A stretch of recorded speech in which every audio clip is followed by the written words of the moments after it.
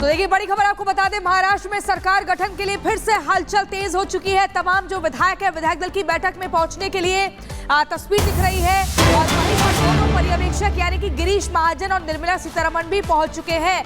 विधायक दल की बैठक अब से कुछ देर बाद शुरू होनी है, जिस बैठक में शरीक होने के लिए तमाम विधायक पहुंचने लग रहे हैं। तस्वीरें हम आपको दिखा रहे हैं, लगातार बता रहे हैं कि क्या कुछ इस वक्त हलचल हो रही है। अब से कुछ देर बाद ही तस्वीर साफ हो जाएगी कि विधायक दल का नेता किसको चुना गया है और उसके बाद राजभवन में पहुंचकर सरकार बनाने का प्रस्ताव भी पेश किया जाएगा। बड़ी खबर आपको बता रहे हैं, देखिए दोनों पर्यवेक्षक गिरीश महाजन और निर्मला सीतारमण पहुंच चुके हैं और हमारे साथ ग्राउंड जीरो पर हमारे सहयोगी अनामिका और कोमल मौजूद हैं। अनामिका सिंह, क्या लगता है बीजेपी विधायक दल की मीटिंग में देवेंद्र फडणवीस को चुन लिया जाएगा नेता, या फिर ये जैसा माना जा रहा था कि जितना लंबा वक्त होगा उतनी मुश्किलें भी बढ़ जाएंगी देवेंद्र फडणवीस की? कोई सरप्राइज तो नहीं मिलने वाला आज महाराष्ट्र से?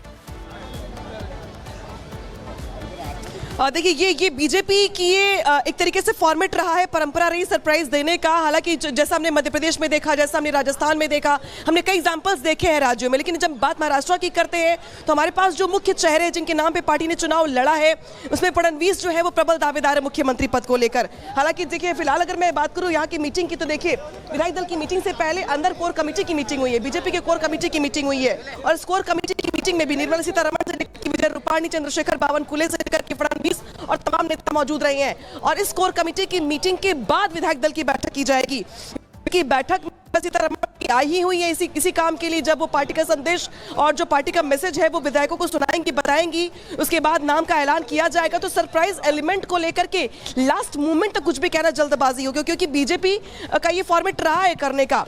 यहाँ पर जो लोग हैं, जो कार्यकर्ता हैं, जो बाकी पत्रकार हैं, जो बाकी लोग हैं, जो बाकी महाराष्ट्र में हलचल है, वो यहाँ पर देवेंद्र फडणवीस को लेकर के ज्यादा है, क्योंकि फडणवीस का चेहरा ऐसा है जो सर्व स्वीकार्य भी है। हालांकि मराठा चेहरे के तौर पे जो है शिंदे का नाम आगे बार बार आता है, एकनाथ शिंदे का, लेकिन चूंकि शिंदे पहले ही ऐलान कर चुके हैं, पहले वो इस रेस से बाहर हो चुके हैं, तो प्रबल दावेदारी फडणवीस की है। लेकिन देखना ये होगा, इंतजार करना होगा कुछ देर का, क्योंकि यहाँ पर बीजेपी की जो दल की बैठक है वो यहाँ पे शुरू हो गई है, लगभग मान लिया जाए इसको, क्योंकि तमाम जो विधायक है वो यहाँ पे पहुंच गए हैं और जो वरिष्ठ विधायक है वो भी यहाँ पे पहुंच गए हैं। यानी कि एक तरीके से जो तमाम जो बीजेपी के 132 विधायक है चुनाव में जीते हुए वो तो पहुंच ही गए हैं, लेकिन जो 7-8 जो निर्दलीय विधायक हैं वो भी यहाँ पे पहुंच गए हैं। कोर कमेटी की बैठक के बाद मुझे लगता है कि 10 मिनट के बाद जो विधायक दल की बैठक है वो यहाँ पे शुरू हो जाएगी। फिर जो अंदर से हलचल होगी वो निकल के आनी शुरू हो जाएगी, क्योंकि एक तरीके से सबसे पहले मुलाकातों का दौर चलेगा। आप जो बता रही हैं कि आज एकदम फाइनल नाम बाहर आ जाएगा, कोमल भी हमारे साथ जुड़ी हुई है, कोमल का रुख कर लेते हैं। कोमल, बीच बीच में ऐसा लगा कि कहीं सहमति नहीं बन पा रही है, लेकिन आज ये कहा जा रहा है कि एक फाइनल मुहर भी लग जाएगी, क्योंकि कल तो शपथ ग्रहण है, तैयारियां पहले ही हो चुकी हैं।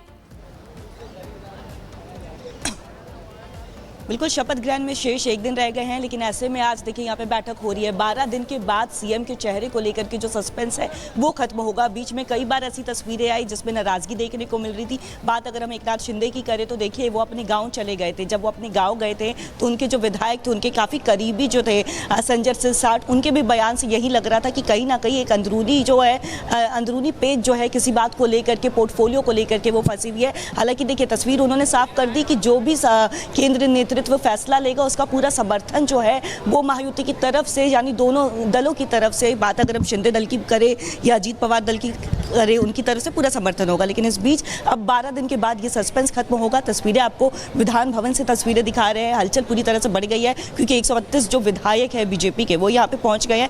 थोड़ी देर में बैठक शुरू होगी। निर्मला सीतारमण पहुंच चुकी है, विजय रूपाणी जो कि पर्यवेक्षक बनाए हैं वो भी पहुंच चुके हैं। अगर हम स्टेज की बात अंदर से, अगर आपको सदन की बात करें तो अंदर से सदन से जो तस्वीरें आ रही है उसमें देखिए चेयर लगा दिए गए हैं। जो मेन जो चेयर लगाए हैं वो 7 चेयर लगाए हैं। उसमें अब कौन कौन बैठेगा ये भी देखने वाली बात होगी, क्योंकि अगर प्रोटेम स्पीकर की बात करें तो देखिए कालीदास कोइंबरकर है, उनको प्रोटेम स्पीकर बनाया गया है, यानी देखिए वो 9 बार के विधायक और काफ़ी ज़्यादा वरिष्ठ विधायक है। तो ऐसे में उनके तरफ से भी देखिए प्रस्ताव जो है वो रखा जा सकता है। लेकिन अब देखना ये होगा कि आखिर सीएम का चेहरा कौन होगा और ये घोषणा कब तक कंप्लीट हो जाएगी, क्योंकि जैसे ही नाम की घोषणा होगी उसके बाद जो तमाम लोग हैं वो राजभवन जाएंगे। जाएंगे, वहाँ पे भी मुहर अंतिम लगेगी। ऐसे में हलचल एक बार फिर से पूरी तरह से बढ़ गई है। सबको इंतजार है आखिर वो नाम किसका होगा, क्योंकि देखिए बीजेपी अपने एक सरप्राइज फैक्टर के लिए भी जानी जाती है, तो कहीं ना कहीं एक सरप्राइज फैक्टर, कहीं चौंकाने वाला कोई निर्णय, और लगातार जो प्रबल दावेदारी हम देवेंद्र फडणवीस की बता रहे हैं, तो कहीं ना कहीं बीजेपी लगातार चौंकाने वाला निर्णय तो लेती है, चाहे वो मध्य प्रदेश की बात हो, चाहे वो राजस्थान की बात हो। तो ऐसे में देखना ये होगा कि आखिर अब यहाँ पे सीएम का ताज जो है वो किसके सर पर सजेगा। जी बिल्कुल काजल, कोमल महत्वपूर्ण जानकारी दे रही है। हमारे साथ अनामिका सिंह भी लगातार बनी हुई है। अनामिका, बार बार सरप्राइज एलिमेंट का जिक्र यहाँ पर हो रहा है और कहीं ना कहीं एक ये भी बना हुआ है जो लगातार कयास लगाए जा रहे हैं कि देवेंद्र फडणवीस के नाम पर ही अंतिम मोहर लग सकती है, लेकिन वो सब कुछ थोड़ी देर बाद तस्वीर साफ हो जाएगी। विधायक दल की बैठक अब से कितनी देर बाद शुरू होने जा रही है? देखिए, विधायक दल की बैठक का जो समय था वो 11 बजे का था, लेकिन 11 बजे से बहुत पहले, आधे घंटे पहले निर्मला सीतारमण पहुंच गई थी, विजय रूपाणी पहुंच गए, फडणवीस पहुंच गए। तो ये माना गया कि इस बैठक के पहले जो है, जो कोर कमेटी की बैठक है, बीजेपी कोर कमेटी की बैठक है, जो कोर कमेटी के मेंबर्स है उसमें, वो उस बैठक में शामिल होंगे। उस बैठक के बाद जो बाकी विधायक दल की बैठक है वो की जाएगी, जिसमें तमाम विधायक, निर्दलीय विधायक सभी बैठक में शामिल होंगे।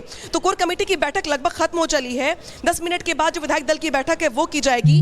और आपको याद होगा प्रियंका, जब मध्य प्रदेश में शिवराज सिंह चौहान के चेहरे पर चुनाव लड़ा गया, लेकिन जब नतीजे आए उसके बाद से जो उठापटक चली, वहां पे शिवराज सिंह चौहान को मुख्यमंत्री नहीं बनाया गया, उन्हें केंद्र में बुला लिया गया। हमने राजस्थान में भी कुछ ऐसा ही देखा था। तो 2-3 राज्य हमारे सामने एग्जाम्पल है ऐसे, जब बीजेपी ने मुख्यमंत्री के चेहरे पर चुनाव तो लड़ा, लेकिन मुख्यमंत्री का चेहरा बदल दिया चुनाव के बाद। तो ये सरप्राइज देने की जो बीजेपी की कला है हर चुनाव के बाद, अब महाराष्ट्र में वो दिखेगा या नहीं दिखेगा, ये अपने आप ही दिलचस्प हो जाता है। क्योंकि अगर महाराष्ट्र की जब हम बात करते हैं तो एकनाथ शिंदे के बाद अगर किसी का चेहरा था सरकार के तौर पर तो फडणवीस का ही था। और चूंकि बीजेपी अब यहाँ पे बड़े भाई की भूमिका में है, बीजेपी के पास 132 सीटें हैं। बीजेपी के साथ साथ अगर बात करें हम शिंदे गुट के शिवसेना की या फिर अजीत पवार की बात करें हम, तो दोनों की सीटें बीजेपी से बहुत कम है। ऐसे में बार्गेनिंग की भूमिका में ना शिंदे है और ना ही अजीत पवार है। तो बीजेपी के पास होल सोल पावर सरकार के गठन को लेकर के, तो होल सोल पावर में देखना यह होगा कि फडणवीस के चेहरे पर दांव चला जाता है नेतृत्व की ओर से, या किसी नए चेहरे पर दांव चला जाता है। हालांकि फडणवीस की गुंजाइश यहाँ पे ज्यादा इसलिए नजर आती है क्योंकि फडणवीस एक बार पहले सरकार चला चुके हैं, मुख्यमंत्री के तौर पे उन्हें लंबा अनुभव है महाराष्ट्र में कामकाज करने का। बहुत सारी योजनाएं, सहमति बन गई थी सारे दलों के बीच में कि महायुति से जो भी मुख्यमंत्री होगा वो बीजेपी की तरफ से होगा। अब वही जो आपने जिक्र किया कि हमने मध्य प्रदेश में भी देखा, हमने राजस्थान में भी देखा, थोड़ी उहापोह की स्थिति थी और जब नाम आए तो सब चौंक गए। अब ऐसी स्थिति क्या महाराष्ट्र में भी बनेगी, इस पर तो नजर रहने वाली है। लेकिन आपको बता दें कि विधायक दल की जो मीटिंग है वो शुरू हो चुकी है। कोमल, विधायक दल की मीटिंग शुरू हो चुकी है, लेकिन पहली पसंद की बात की जाए तो कैसे मीडिया में सुर्खियों में बने हुए हैं देवेंद्र फडणवीस, लगता है कि उन्हें ही चुना जाएगा? कोई और नाम जिस पर संशय हो सकता है आज करें? बिल्कुल, देखिए बीजेपी के बिल्कुल देखिए नाम को लेकर के तमाम कयास लगाए जा रहे हैं, क्योंकि जैसा कि आप भी बता रही है, हमारी सहयोगी अनामिका भी बता रही है कि बीजेपी अपने सरप्राइज फैक्टर के लिए तो काफ़ी ज़्यादा जानी जाती है। लेकिन ऐसे में अब विधायक दल की बैठक शुरू हो गई है। 12 दिन के बाद ये जो सस्पेंस है वो खत्म हो सकता है, क्योंकि लंबे अरसे से इंतजार किया जा रहा था कि आखिर ये बैठक जो है ये कब होगी, बैठक के बाद जो है अंतिम निर्णय लिया जाएगा। लेकिन अगर हम चेहरे की बात करें, प्रबल दावेदारी की बात करें, तो वो देवेंद्र फडणवीस की ही बताई जा रही है। क्योंकि अगर हम उनके आवास के बाहर की बात करें, सागर बंगलों की बाहर की बात करें, तो वहाँ पर भी देखिए अभिनंदन करते हुए जो देवेंद्र फडणवीस की तस्वीर जो है वो लगा दी गई है। कहीं ना कहीं सबब एरिया में अगर आप जाएंगे आज चर्चा होने के बाद फाइनल फैसला होना, इस पर सबकी निगाहें टिकी हुई हैं। कोमल और साथ ही अनामिका, आपका हम दिन भर रुक करते रहेंगे। फिलहाल बहुत शुक्रिया जुड़ने के लिए और जानकारियां देने के लिए। और चलिए आगे बढ़ेंगे, अब बात करेंगे गोल्डन टेम्पल में हुए गोलीकांड की।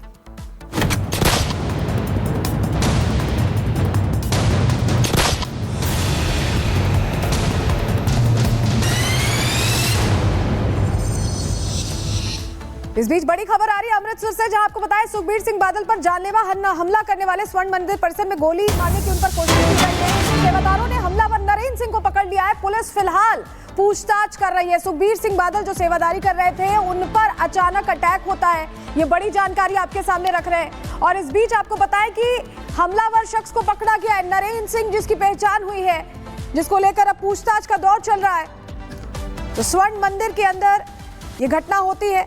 जैसे ही सुखबीर बादल निकलते हैं बाहर की तरफ, तुरंत उन पर अटैक हो जाता है। हमलावर को लोगों ने पकड़ा, नरेंद्र सिंह चौरा, जिसका नाम बताया जा रहा है। आखिर किसके निशाने पर है सुखबीर बादल, ये अपने आप में प्रश्न बना हुआ है।